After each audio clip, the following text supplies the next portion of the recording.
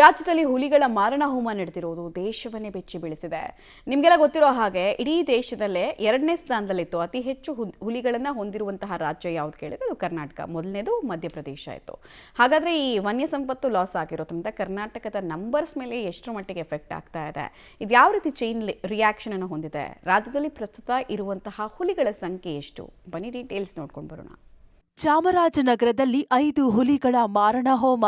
ವಿಷದಿಂದಲೇ ತಾಯಿ ಹುಲಿ, 4 ಮರಿ ಹುಲಿಗಳ ಸಾವು. ಹುಲಿಗಳ ಸಂತತಿಗೆ ಪೆಟ್ಟು ತಂದ ಹುಲಿಗಳ ಸಾವು. 5 ಹುಲಿಗಳ ಸಾವಿನಿಂದ ಹುಲಿ ಸಂತತಿ ಹಾಗೂ ಬೆಳವಣಿಗೆಗೆ ಧಕ್ಕೆ. 2022ರ ಗಣತಿ ಪ್ರಕಾರ 16ರಿಂದ 18 ಹುಲಿಗಳಿದ್ದವು. ಇದರಲ್ಲಿ ಈಗ ಸತ್ತ ಹುಲಿಗಳಲ್ಲಿ 1 ತಾಯಿ ಹುಲಿ, ಮರಿ ಹುಲಿಗಳಲ್ಲಿ 1 ಗಂಡು, 3 ಹೆಣ್ಣು ಹುಲಿಗಳು ಸಾವನ್ನಪ್ಪಿವೆ. 10 ತಿಂಗಳು ಆಗಿದ್ರೆ ಇವೇ ಪ್ರೌಢಾವಸ್ಥೆಗೆ ಬರುತ್ತಿದ್ದವು.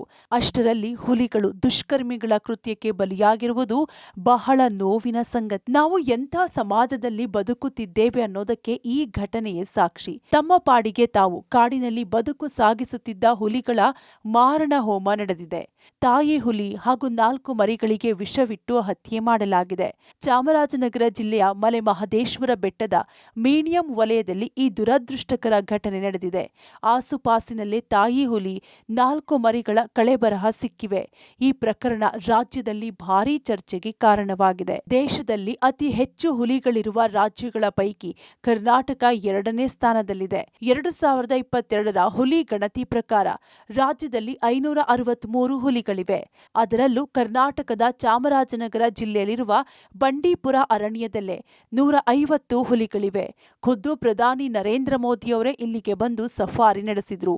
ಇದೀಗ ಹುಲಿಗಳ ಜಿಲ್ಲೆ ಆಗಿರುವ ಚಾಮರಾಜನಗರದಲ್ಲಿ 5 ಹುಲಿಗಳ ಮಾರಣ ಹೋಮ ನಡೆದಿರೋದು ಎಂಥ ಕೆಟ್ಟ ವ್ಯವಸ್ಥೆಯಲ್ಲಿ ನಾವಿದ್ದೀವಿ ಅನ್ನೋದು ಈ ಘಟನೆ ಸಾಕ್ಷಿಯಾಗಿದೆ. ಹುಲಿಗಳ ನಾಡು ಎಂದು ಖ್ಯಾತಿ ಪಡೆದಿರುವ ಗಡಿ ಜಿಲ್ಲೆ ಚಾಮರಾಜನಗರದಲ್ಲಿ ನಡೆದಂಥ ಈ ಹುಲಿಗಳ ಮಾರಣ ಹೋಮ ನಿಜಕ್ಕೂ ಕೂಡ ತಲ್ಲಣವನ್ನು ಸೃಷ್ಟಿ ಮಾಡಿದೆ ಅಂತ ಹೇಳ್ಬೋದು.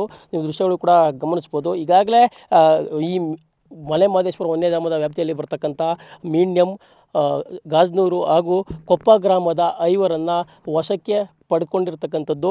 ಅವರನ್ನು ಈಗಾಗಲೇ ವಿಚಾರಣೆಗೆ ಒಳಪಡಿಸಿರ್ತಕ್ಕಂಥದ್ದನ್ನು ನಾವು ಕಾಣ್ತಾ ಇದ್ದೀವಿ. ಮತ್ತು ಅದರಲ್ಲೂ ಕೂಡ ಒಬ್ಬರನ್ನ ಸಸ್ಪೆಕ್ಟ್ ಅಂತ ಕೂಡ ಅಧಿಕಾರಿಗಳು ಕೂಡ ಹೇಳ್ತಾ ಇರ್ತಕ್ಕಂಥದ್ದನ್ನು ನಾವು ಕಾಣ್ಬೋದು. ಇದ್ರ ಜೊತೆಗೆ ಈ ಒಂದು ಪ್ರದೇಶದಲ್ಲಿ ಈಗಾಗಲೇ ಹುಲಿಗಳ ಒಂದು ಮರಣೋತ್ತರ ಪರೀಕ್ಷೆ ಕೂಡ ಮುಕ್ತಾಯವಾಗಿದೆ. ಮತ್ತು ಅದರ ವಿಧಿವಿಧಾನಗಳನ್ನು ಕಳಿಸ್ಲಿಕ್ಕೆ ಈಗಾಗಲೇ ಲ್ಯಾಬ್ಗಳಿಗೆ ಕಳಿಸ್ಲಿಕ್ಕೆ ಮಾದರಿಗಳನ್ನು ಸಂಗ್ರಹವನ್ನು ಮಾಡಿರ್ತಕ್ಕಂಥದ್ದನ್ನು ಕಾಣ್ತಾ ಇದ್ದೀವಿ.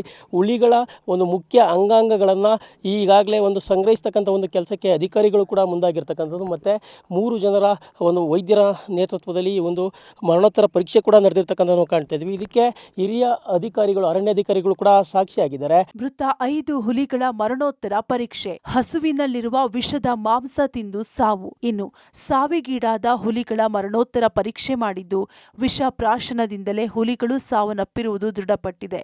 ಈ ಬಗ್ಗೆ ಮುಖ್ಯ ಅರಣ್ಯ ಸಂರಕ್ಷಣಾಧಿಕಾರಿ ಹಿರಾಲಾಲ್ ಮಾಹಿತಿ ಕೂಡ ನೀಡಿದ್ದಾರೆ.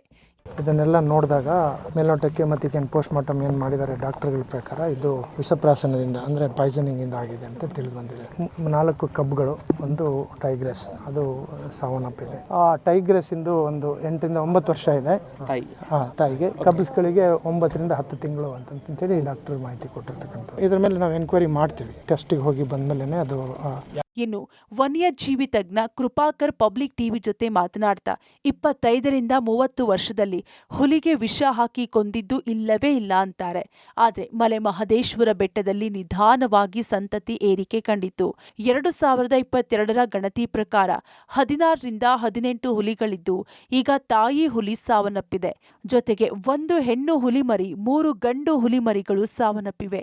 ಇನ್ನು 10 ತಿಂಗಳು ಕಳೆದಿದ್ರೆ ಇವು ಪ್ರೌಢಾವಸ್ಥೆಗೆ ತಲುಪಿ ಹುಲಿ ಸಂತತಿ ಬೆಳವಣಿಗೆಗೆ ಅನುಕೂಲವಾಗುತ್ತಿತ್ತು. ಯಾಕಂದರೆ ಮನುಷ್ಯಂದು ವಾಸ್ತವ್ಯ ಇರೋ ಕಡೆ ಅದು ಭಾಳ ಸ್ವಭಾವ ಸಹಜವಾಗಿ ಆಗಂಥದ್ದು. ಸೊ ಇಲ್ಲಿ ಏನಾಗುತ್ತೆ, ಈಗ ಪಾಪ ತೀರಾ ಬಡ ರೈತರು ಇರ್ತಾರೆ. ಕೆಲವರಿಗೆ ಒಂದೇ ದನ ಇರುತ್ತೆ, ಅದ್ರ ಮೇಲೆ ಬದುಕ್ತಾ ಇರ್ತಾರೆ. ಸೊ ಅವ್ರಿಗೆ ಬದುಕು ಏನಾಗುತ್ತೆ, ಒಂದೇ ಸತಿ ಬದುಕೆ ಮುಗಿದೋದಂಗೆ ಆಗ್ಬಿಡುತ್ತೆ. ಒಂದು ದನ ಹಿಡಿದ್ಬಿಟ್ರೆ ನಾವು ಅವ್ರ ರೈತರ ಕಡೆಯಿಂದ ಯೋಚನೆ ಮಾಡಿದಾಗ ಭಾಳ ಡೆಸ್ಪೇಟಲ್ಲಿ, ಸಿಟ್ಟಲ್ಲಿ ಈ ಥರ ಒಂದು ಕೃತ್ಯ ಖಂಡಿತವಾಗಿ ನಡೆದಿರುತ್ತೆ. ಅದರಲ್ಲಿ ಎರಡನೇ ಮಾತಿಲ್ಲ. ಈಗ ಬಂಡೀಪುರ ಕಾಡಿದೆ ಅಲ್ಲ, ಬಂಡೀಪುರ ಕಾಡದಲ್ಲಿ ನಿಮಗೆ ಎಷ್ಟೊಂದು ಹುಲಿಗಳಿದ್ದಾವೆ, ಅಕ್ಕಪಕ್ಕ ಎಲ್ಲ ಹೋಗ್ತಾವಲ್ಲ.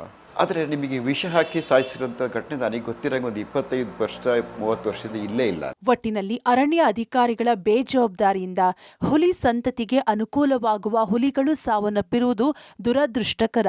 ಇನ್ನಾದರೂ ಈ ಬಗ್ಗೆ ಎಚ್ಚೆತ್ತು ಇಂತಹ ಅನಾಹುತಗಳನ್ನ ತಡೆಯುವಲ್ಲಿ ಅರಣ್ಯ ಅಧಿಕಾರಿಗಳು ಮುಂದಾಗ್ತಾರಾ ಅನ್ನೋದನ್ನ ಕಾದು ನೋಡಬೇಕಿದೆ. ಕೆಪಿ ನಾಗರಾಜ್ ಜೊತೆ ವಿಜಯ್, ಪಬ್ಲಿಕ್ ಟಿವಿ, ಚಾಮರಾಜನಗರ.